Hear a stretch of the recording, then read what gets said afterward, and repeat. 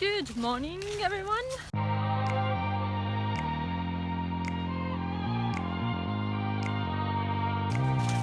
So today, I just thought I would take y'all along with me while I did some work with Tucker.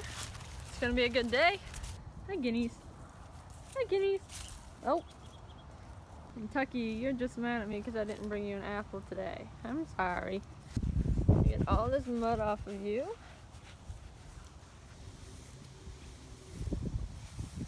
It is November, so I'm going to be doing, instead of no stirrup November, no tack November. So I'm just going to take y'all on a trail ride with me as we just get out and about today and have some fun. So it's pretty muddy today, so we're not going to do anything too extravagant. I'm going to hop on and then we're going to start our ride. So as you can see, all I have is this halter really, and I'm just using the one rope. We're not to the point where I think we can just go completely tackless, but we're working on it. So what I've been practicing is just basically staring off of my leg and my seat a little better. He's to the point where all I have to do is really just close my thigh and my leg on the opposite side I want him to move away from, and he'll just scoot over. It's nice to practice this when we're out here and, you know, it's wet, we're just taking it easy, and I can just practice getting him to steer off of my seat and my leg. He does pretty good. And with any horse, you know, in the beginning, when you first get on, they're gonna try you. So when I first got on, he tried me a few times, just trying to turn back and go back to the barn. So it's then that you really need to enforce what you're asking. A lot of people may get scared because, you know, you don't have that much control. I just have the halter. See, he's turning back to the barn now, so I'm gonna put my leg on. There, good boy. And so that's when you really need to enforce it, even if you need to get off and do groundwork before you get back on again. But if they know that, you know, they can scare you out of riding, then, you know, that's a bad habit learned. So it's crazy because when I first started teaching Tucker to ride off my seat more instead of my rein, it's like I had to train myself not to use my rein so much. What are you looking at? You see a deer stand? Please don't spook.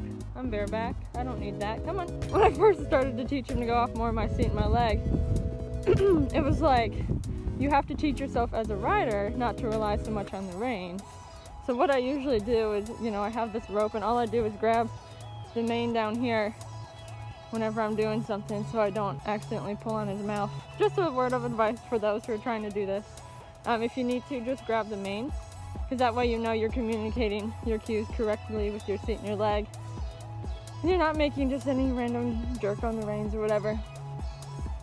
It's funny because the reason I wanted to get away from the bridle and the bit and reins and stuff is I'd read this article basically saying like the more you use the pressure on the face like that, the less your horse has to think. And so I got thinking and I'm like, well, that seems kind of right, you know?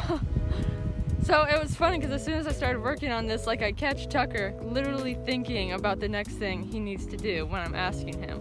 It's like you can't really force your horse to carry you around bitless or bridleless, because then they have the opportunity to just take off. Like that's totally in their ability to do so. It's not like you can pull back on the reins to stop them.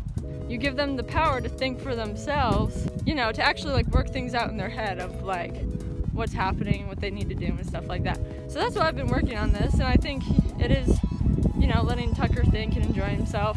I'm just watching him right now on this trail and his ears are perked, he's just looking around, he's happy. I enjoy it, it's a good challenge for me, getting out of my comfort zone, you know, giving more control to the horse if they wanted it. And then it's a good challenge for him. You see that pond, Tack? Try. Come on, Bubba. So overall, good ride. Thank you guys so much for watching, and remember to like this video and subscribe to our channel.